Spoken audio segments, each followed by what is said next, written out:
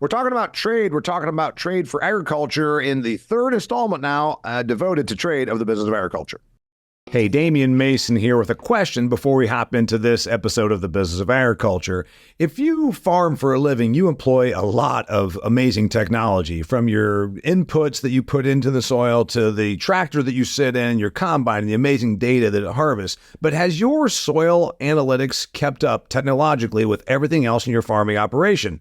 I would venture to say that no, it is not. Sure, you check for your nitrogen, your phosphorus, your potassium, your micronutrients as well. But what about disease pressure? Do you know what diseases and what pests you're going to face next year? No, you don't. But you can now figure that out with Pattern Ag's predictive analytics. Think about it. They can tell you now with testing what the likelihood of facing nasty diseases, things like cyst nematode or sudden death syndrome, what the likelihood of you having this in your field. Then you know how to prepare, how to treat, and where to invest your money. It's using technology to make you bigger yields and therefore make you bigger money. Go to www.pattern.ag to learn more. They are pioneering the way in predictive agronomy.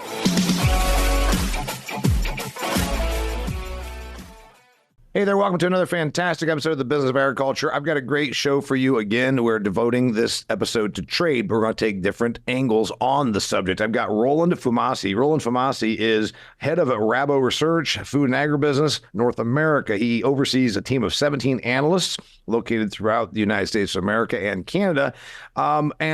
And he's a great person to talk about this subject of trade. So if you remember, dear listener, or maybe you haven't already listened to them, we did one with John Newton, who is chief economist for the U.S. Senate Division on Agriculture. And then we also had on the woman that's in charge of the Michigan asparagus, talking in general about produce in the United States and obviously its issues with trade because of labor rates predominantly. To refresh you, four of the last 6 years, the United States of America has run a trade imbalance as it comes to agriculture, meaning we are upside down. We buy more agricultural stuff than we sell globally.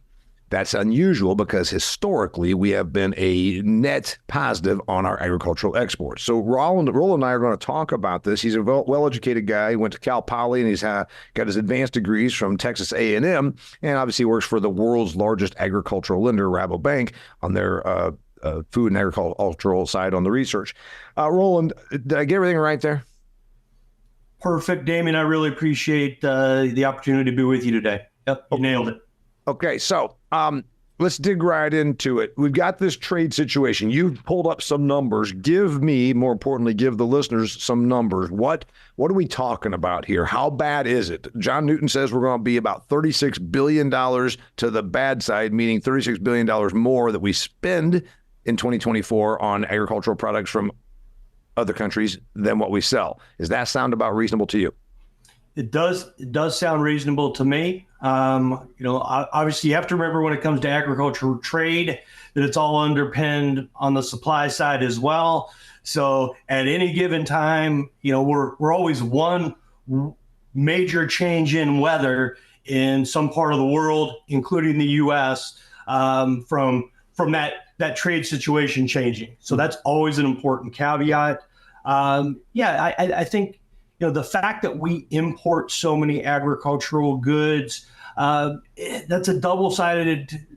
There's two sides to that coin, depending on who you are. Sure. On the producer side, and that's not necessarily a positive thing, but the U.S. consumer is robust, right? Most of our agricultural imports are the things we can't grow or the things we can't grow during certain times of the year. So all the tropicals, the fresh produce during our off seasons, right? It's all driven by that because we've got a robust consumer here. So I think that speaks well for the overall U.S. consumer when you look at that situation. I said a long time ago, Roland, and I made a graphic for it. When the whole eat local thing 10 years ago was all, we're going to save the climate, save the world, eat local, eat local. I said, that's neat. That's a cool idea.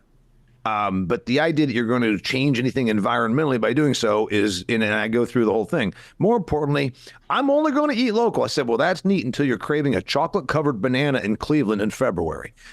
In the history of Cleveland, they've been cocoa or bananas grown within 50 miles, or for that matter, 5,000 miles of Cleveland in the history of Cleveland. So this point you're making here is, if the trade imbalance agriculturally is stuff that comes from a tropical country that we simply cannot grow. We cannot produce kumquats, bananas, name these things.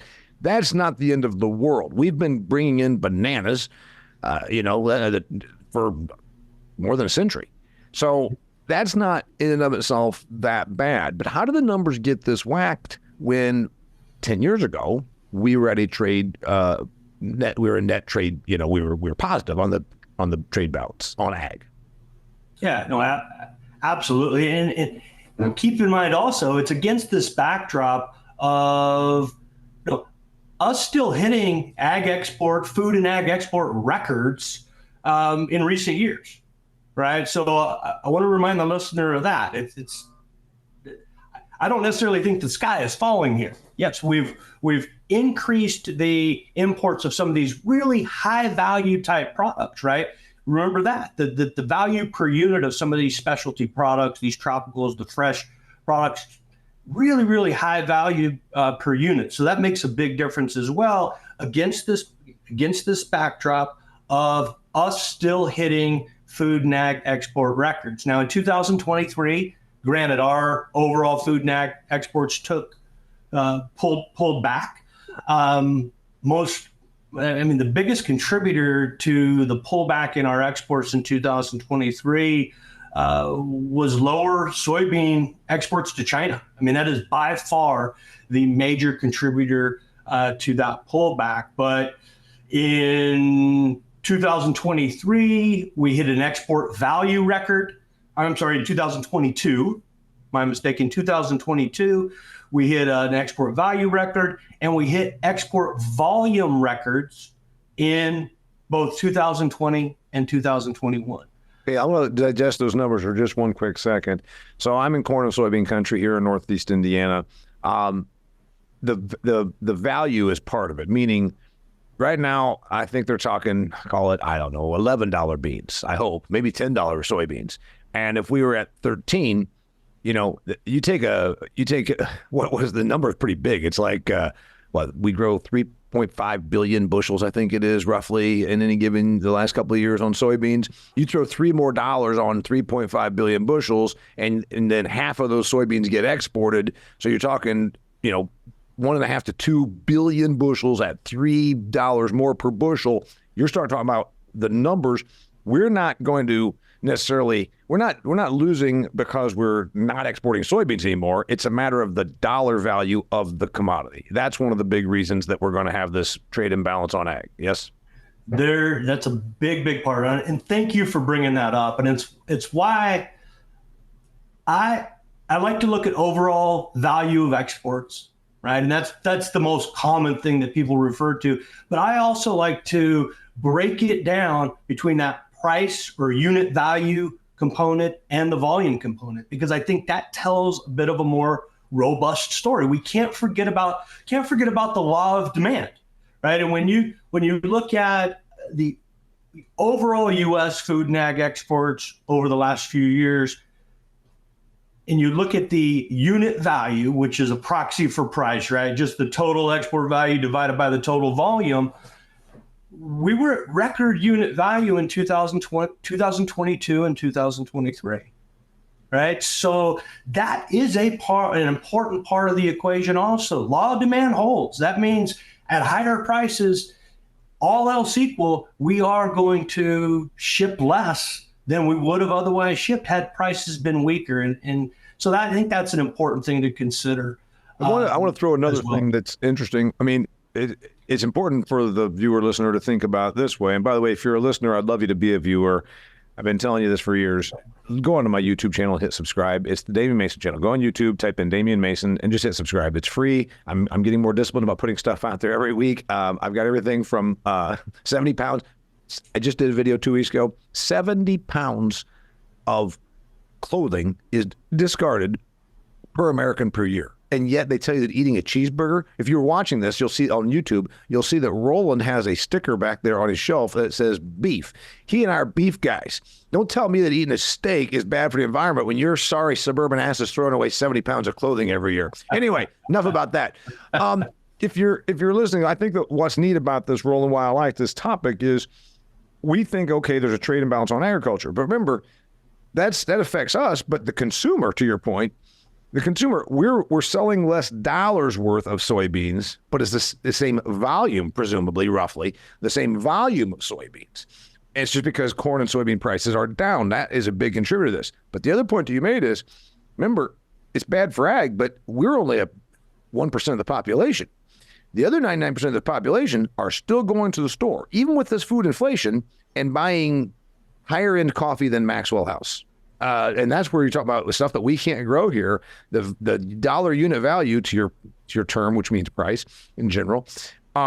We're still paying. Our consumers are still paying for produce that cannot be grown in the United States, coffees, even some wines and things like that. And that's a pretty big contributor to this $36 billion trade imbalance, right?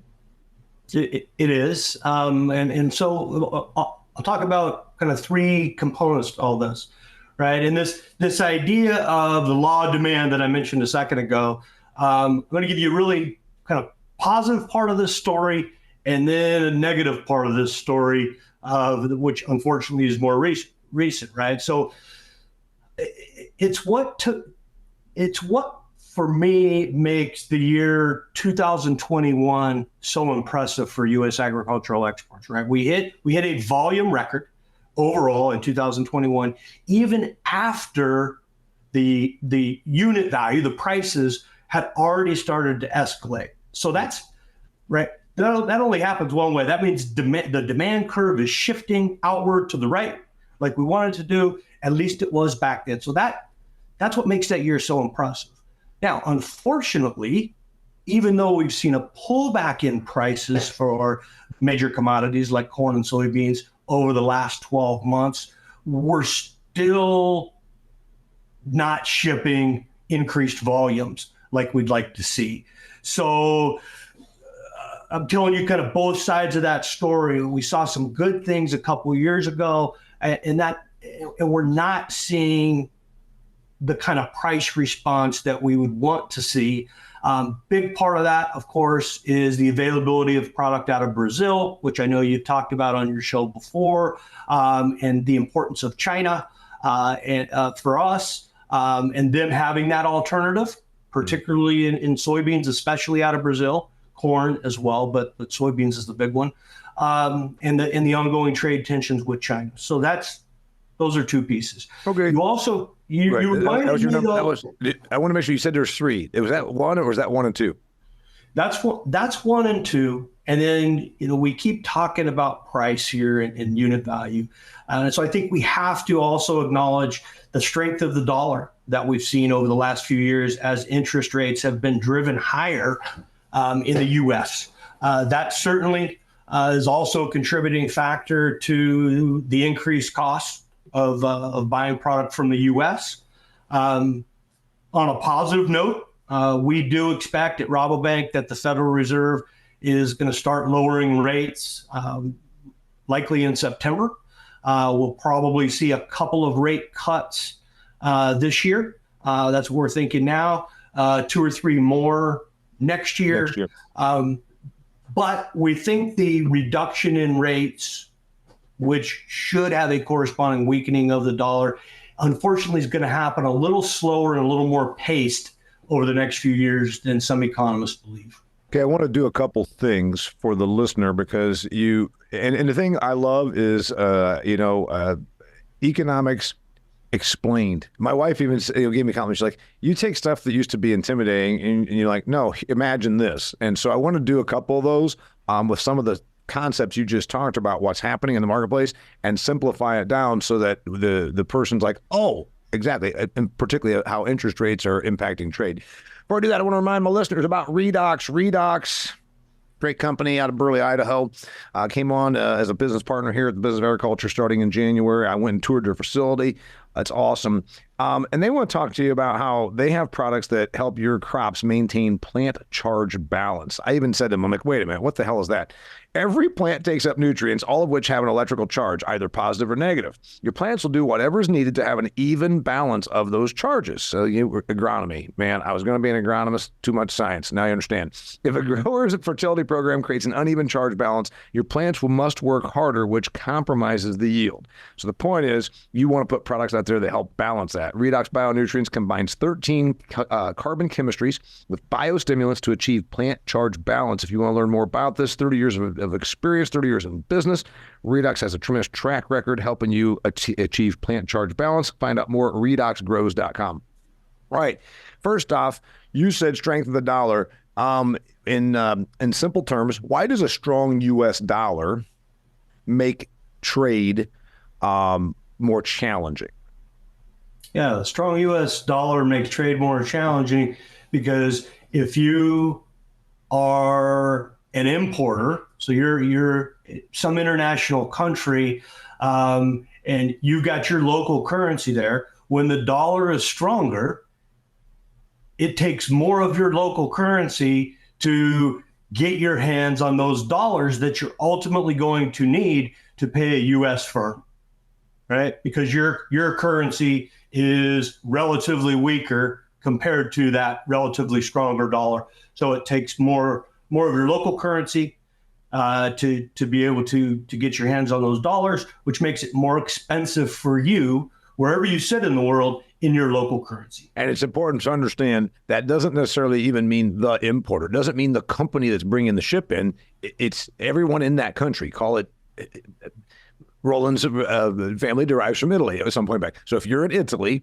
and the lira, I guess now they use the euro, is cheap against the dollar because of the way the global currency markets are, you're going to, as a consumer, when you go there to buy American steak, it's going to cost you more of your lira or euro or whatever. So that's why that is. And then do us another favor, Roland. You said interest rates have an impact on trade, and the person might be saying, wait a minute, how would higher interest rates versus lower interest rates that some person is paying in the United States impact trade? So just kind of give that in a nutshell, if you would, please. Yeah, so the higher rate environment in the U.S.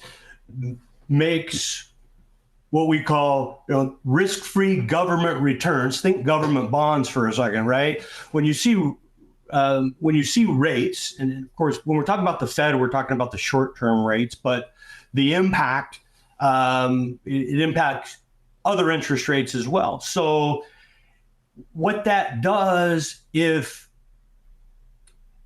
rates in the U.S. are high, then that attracts investment into the U.S. dollar, right? In those kinds of instruments that maybe you can get 4 or 5% in. So right.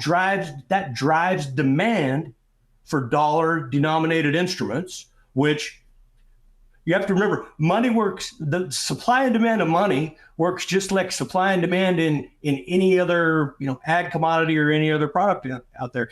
The higher rates drive demand for dollars. And when you drive the demand for something, it makes that underlying instrument, in this case, dollars, it makes them stronger. Makes them stronger, because, and therefore, and so yes, because interest rates are high, then so an outside investor, any investor, remember, money is fluid, money is, it's fungible. It can go anywhere. Money comes in and says, we're going to buy, like you said, U.S. bonds, and by doing so, we get the higher interest, the investor does, but it also continues to keep the dollar strong, which then is bad if you are in a country where your currency is weaker by a comparative basis to the U.S. dollar. So thank you for digging into that.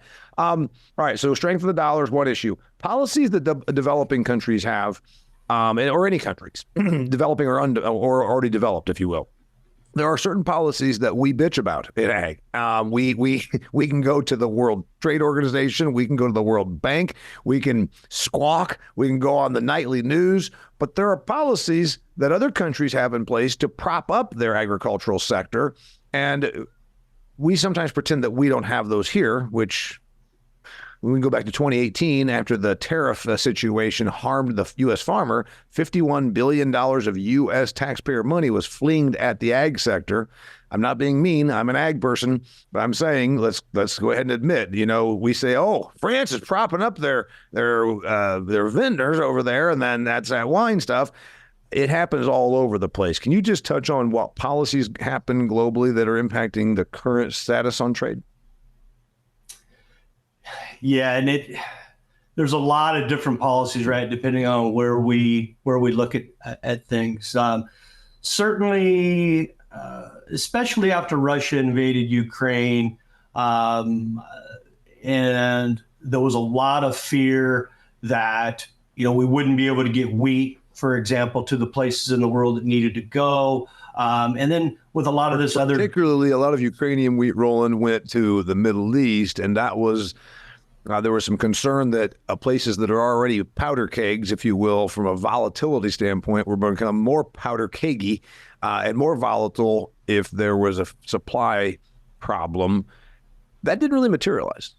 Nope, it absolutely did not materialize. And I think that's an important takeaway from this conversation is that, when you're talking about foodstuffs, things that every single person on the planet needs, these foodstuffs tend to get to where they need to go, even in the presence of seemingly tight trade barriers in some cases. Now, that's not trade barriers tend to make things worse for our industry and for consumers around the world. Don't get me wrong, right? But again, commodities tend to flow like water, find the cracks, and end up getting to where they need to go, right? I always say ag trade is sort of like musical chairs, right? If one country starts buying more from somebody else and not you, then that means a gap is opening up, because wherever that exporting country's product would have gone, that opens up a potential opportunity. So it's a bit like musical chairs. But back to some of these policies around the world. So Russia, Ukraine is part of it, but then overall increasing geopolitical tension has caused some countries to, for example, create export bans on some of their most important foodstuffs. They want to protect the domestic availability. So just as an example, Roland, when things got a little tight, or say governments, that didn't happen here, but some governments said, oh crap, we might be going into World War III. The most important thing that I can do as the dictator, president, prime minister, whatever the person happens to be, is secure food supply for my own country. So didn't India put a ban on exports of some sort of cereal grains, if I remember correctly. And then another country in Asia, or both Asian countries that I'm using as an example, Russia said, we will not ship wheat because they wanted to be strong. Am I using two good examples? Those are two good examples. So Russia imposed a tariff, might not be the right word, maybe it is, but it made it very costly for anybody that wanted to export wheat there for a while. And then what you're referring to in India, most prominently would be their export ban on non-basmati rice, right? To keep that rice in country, to protect food availability in the country. So those are some examples of some of these trade disruptions that are going on. But of course, then the most prominent ones have been, the ongoing tariff barriers especially between China and the U.S., which of course started back in 2018. But those, the tariffs that we put on Chinese goods and the retaliatory tariffs that they put on ours, still in place today, right? That hasn't changed because the administration changed. Yeah. Those have been ongoing. There's a lot of folks in and out of ag, Roland, that would not know that. Like they would think, oh, there was a tariff and a trade spat back in 2018. Trump began this whole thing, and that's all gone away. Not really. So just kind of fill in the listener on that. We're talking 6 years later, and there's still a lot of remnants of all that, right?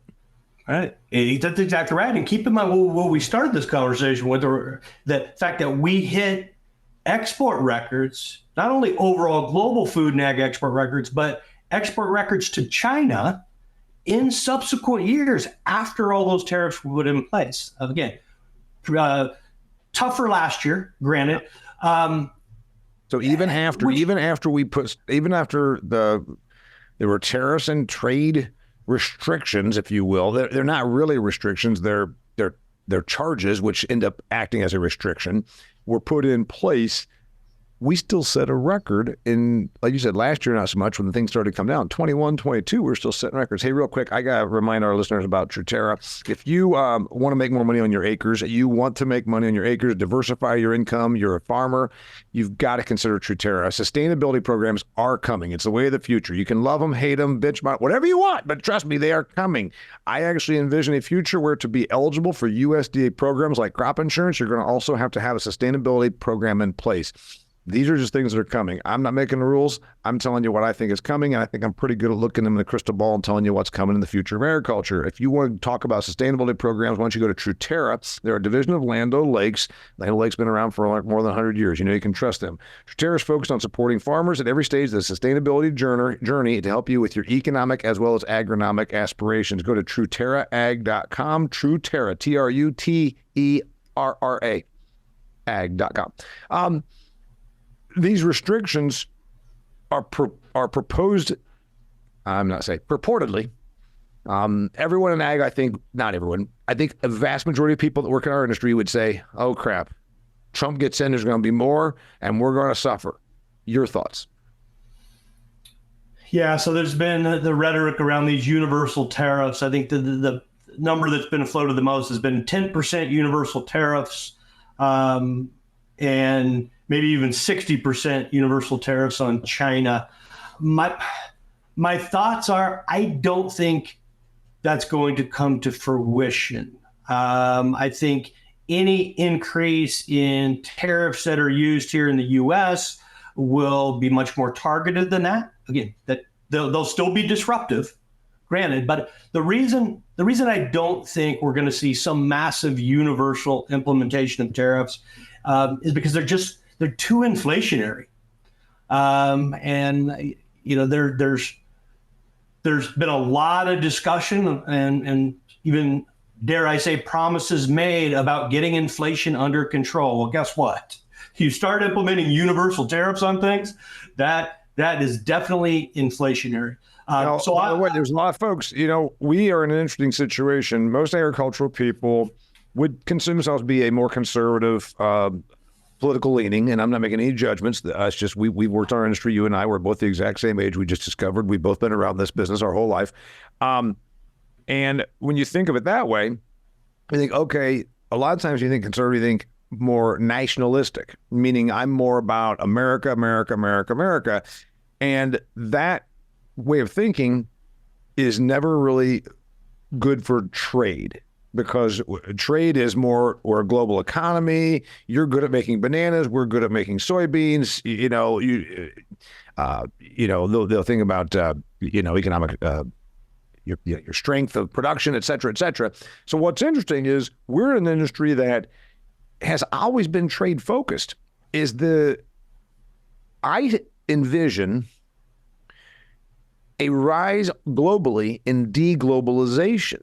And I think this is going to be a big adjustment for people in our industry, because nobody that's working and alive now has ever known it to be not this way. In other words, we've been, since the 70s, 60s, right, even 70s for sure, we've been a trading agricultural. Earl Butz, Secretary of Agriculture in the 1970s, tells America's farmers, by God, go out there and plant from fence row to fence row. And they didn't just plant from fence row to fence row. They ripped the fence rows out and planted through them too. The point is, created a big glut, which all of a sudden the 70s created the 80s.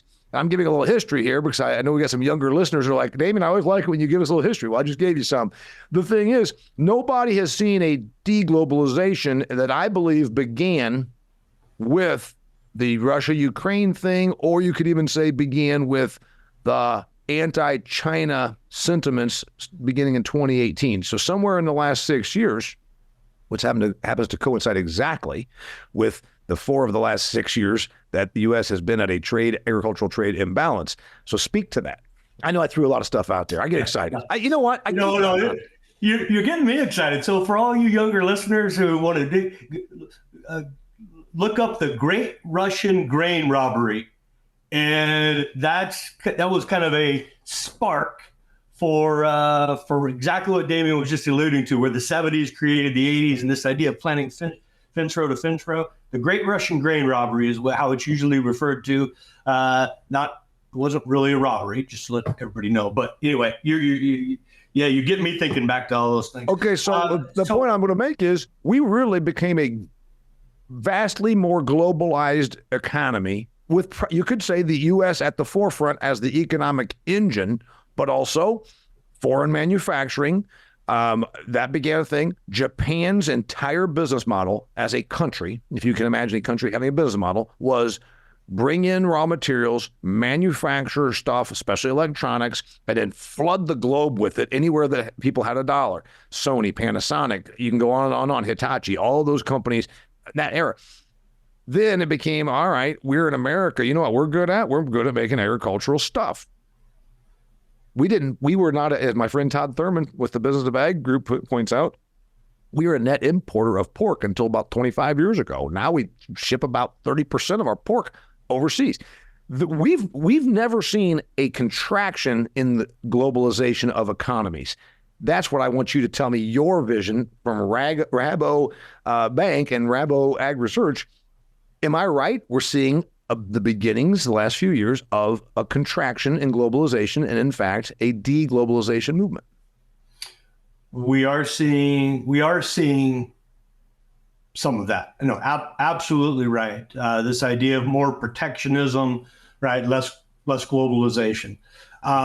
We're seeing more geopolitical risks around all of this than we've seen in decades.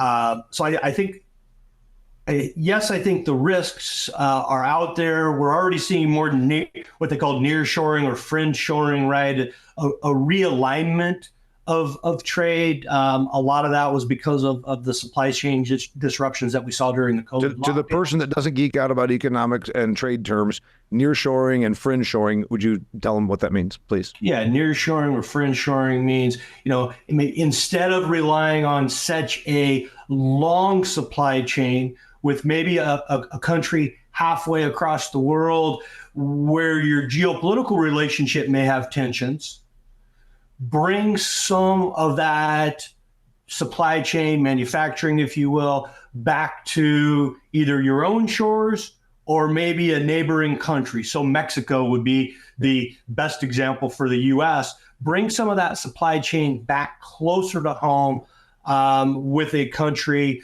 where you have less political tension, or in the case of Mexico, a pretty darn positive trade relationship. This would specifically, Roland, be more on manufacturing. It doesn't mean that we're going to, it's not on the food side so much, it's the manufacturing. But the point there is, if an American company is involved with this and a 10 million square feet of factory floor exits China and goes to Mexico, well, China, as much as I'm anti-China, they're not stupid. They're going to say, oh, well, you know what we're going to do? We're going to punish your country of origin, which is the United States of America, by not purchasing beef, pork, whatever that thing should be. Well, Damian, you just set me up perfectly to answer the first part of your question, and that is, where do I see this deglobalization trend going sort of in food and ag? A perfect setup. Where I see it, look, I see some potential shorter run challenges that are going to continue to put negative pressure on global food and ag trade, whether that's increased tariffs, geopolitical tensions more generally, and the results of those. But I think if we sit here 5-10 years from now and have this discussion, I think the global food and ag trading system is going to look a heck of a lot similar to exactly what it looks like today.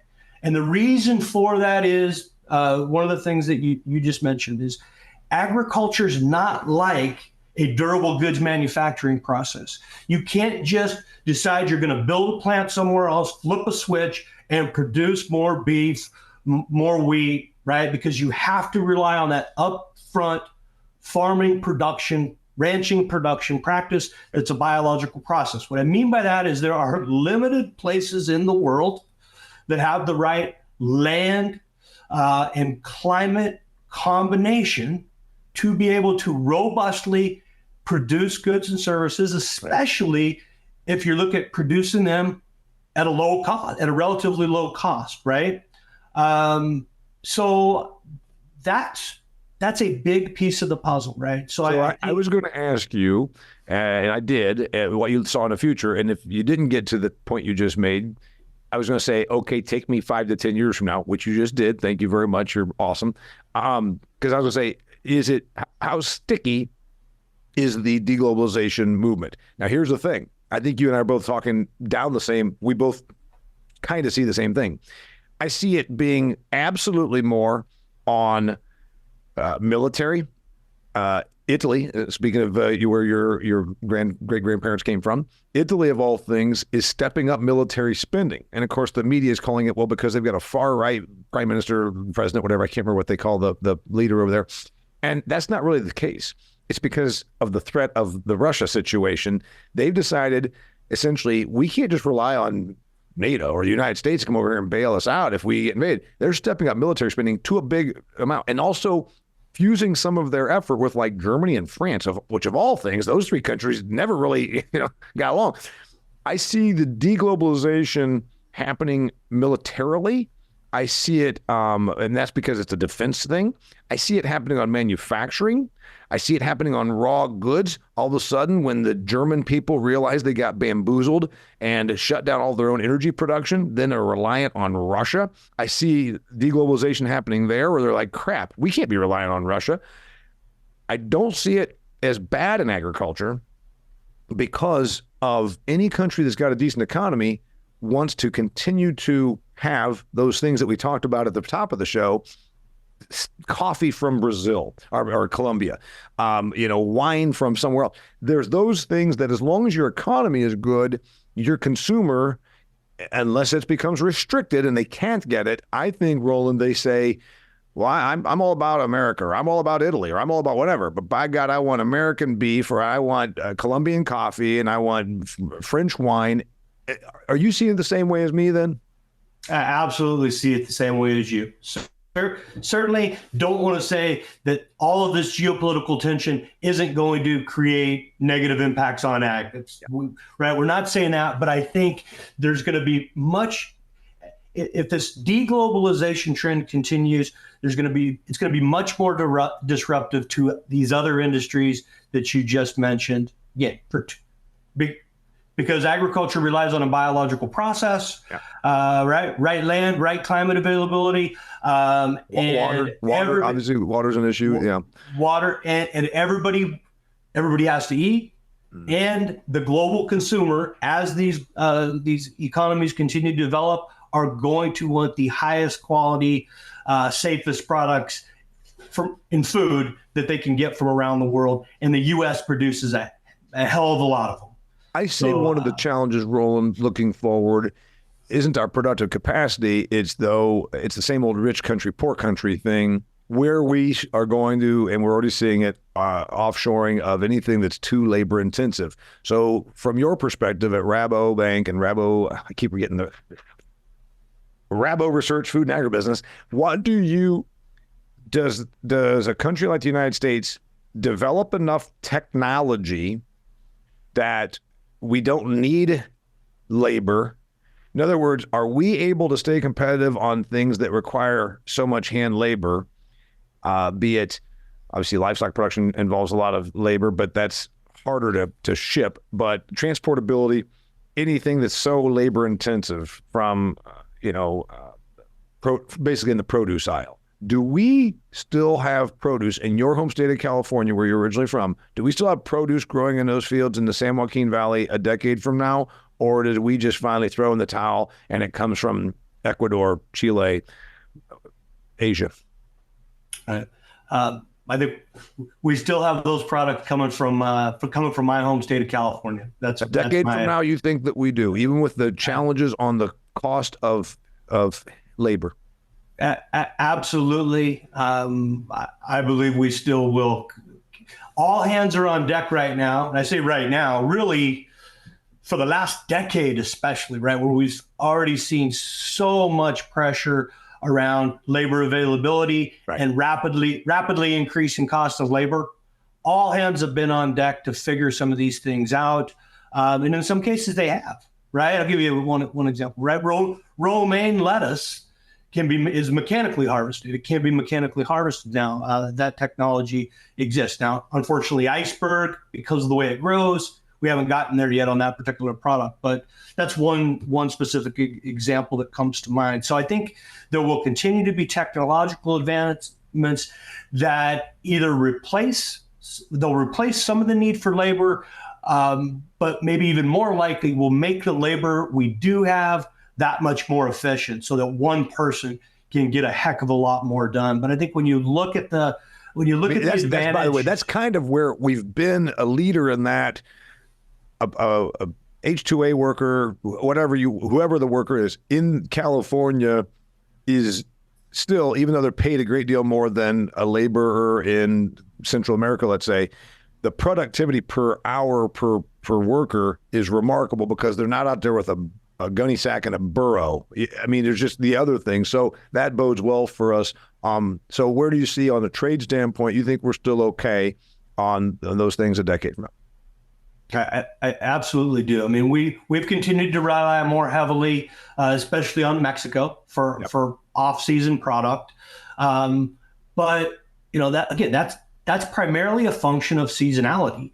You and I, we've been around long enough to remember when you only got strawberries for 2 or 3 months a year, and boy, was that exciting! And then they were gone.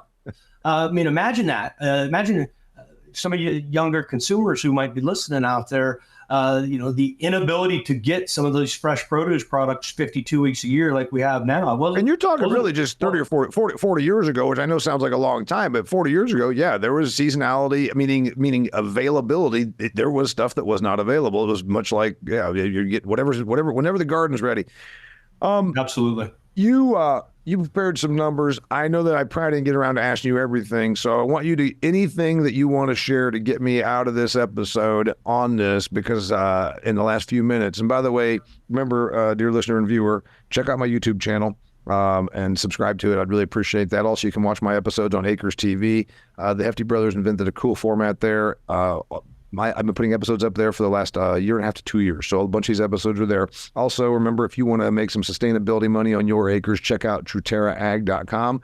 And if you want to get the plant charge and your crops balanced, you better check out redoxgrows.com. What numbers did we not hit? What thing did you not get to share about trade? Because we teased up front, got a great guy on here, Roland Fumasi, to talk about trade. What did we not get to? Yeah, a few, I think, very, very interesting numbers, right? I think I mentioned that the overall U.S. ag trade situation is the U.S. continues to have a smaller piece of a larger pie when it comes to our food and ag exports. And so the numbers on our big export products, give you some historical examples, right? In 1980, the U.S. accounted for 78% of global soybean exports. In 2020-21, we accounted for about 37%, right? So about half of that. And then in which categories? This is soybeans. Okay, just soy. So in the 80s, we were more than 3/4 of global soybean exports, and then by 2020, I think you said.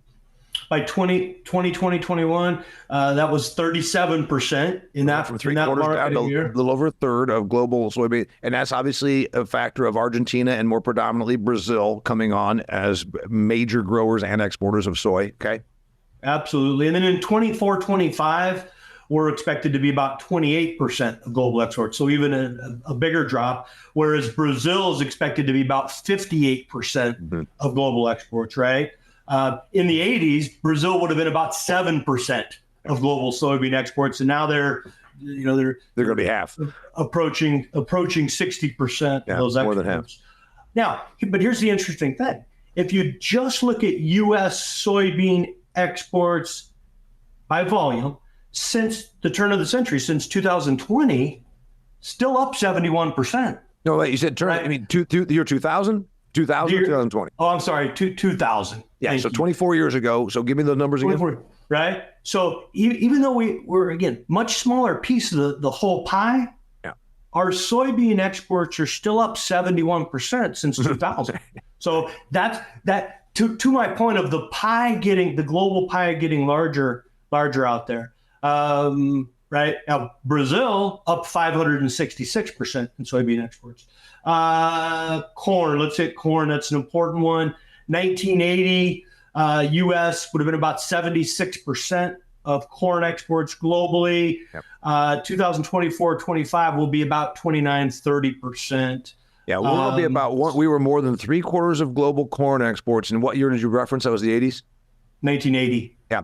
And before all hell broke loose. And then we've gone from being more than 2/3 of global corn, and 40 years later, we're 1/3 of global corn exports. But again, we're still growing a bunch more corn in these fields behind my house than we did in 1980. Trust me, I lived here, and I know what the yields look like. So it's not because we stopped growing corn. It's because the rest of the world started consuming more corn, and the rest of the world started producing more corn.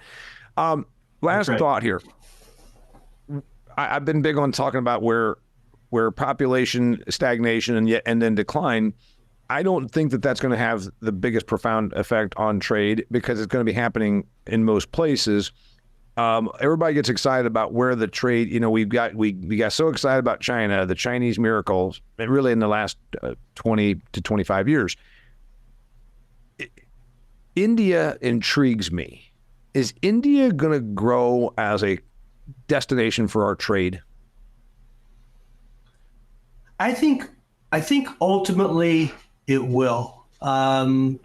If especially given some of the natural resource constraints that we talked about, especially given income growth there, I think ultimately it will have to.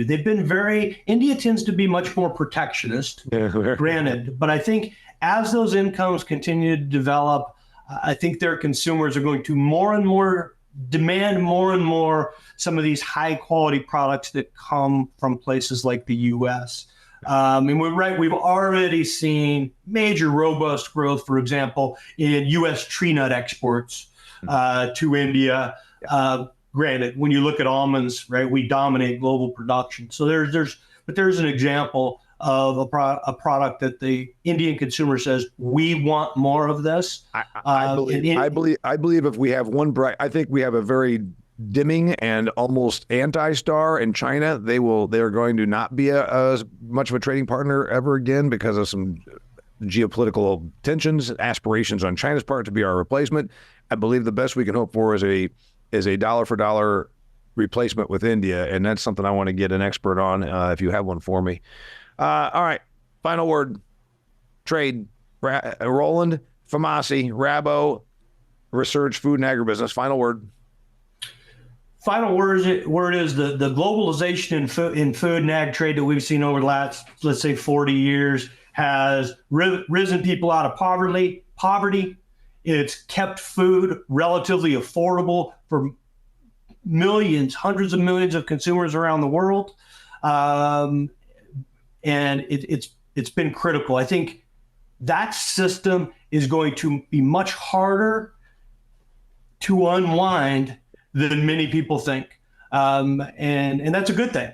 Right. You ain't gonna move a cocoa tree factory to reshore it to Mexico. You can reshore a company that makes rubber kickballs from China to Vietnam, Thailand, Mexico, whatever. You ain't gonna move the banana trees, to Texas. I love it. His name is Roland Fumasi. If you want to find him, where do we find you? You active on LinkedIn? Is that a good place to find you? I am on LinkedIn, and you can also go and we should probably have Melanie can probably give you best website to go to better than I can. But all right, we'll put it on there. We'll put it on there. His name is Roland Fumasi. He's awesome. He's the head of research for RaboResearch, Food and Agribusiness, part of Rabobank, the world's largest agricultural bank. And he's a good dude. And I hope he comes back here in a year and we can talk about trade, economics. We can geek out like this. So anyway, thanks for being here, Roland. I really appreciate it, Damian. Been a pleasure. Been fun. Awesome. Everybody, thanks for being here. Till next time, please share if somebody can benefit from it. And if you have a topic you would like me to dig more in depth on, send it to me. You know how to find me, DamianMason.com. Thanks for listening. Till next time, I'm Damian Mason, and this is The Business of Agriculture.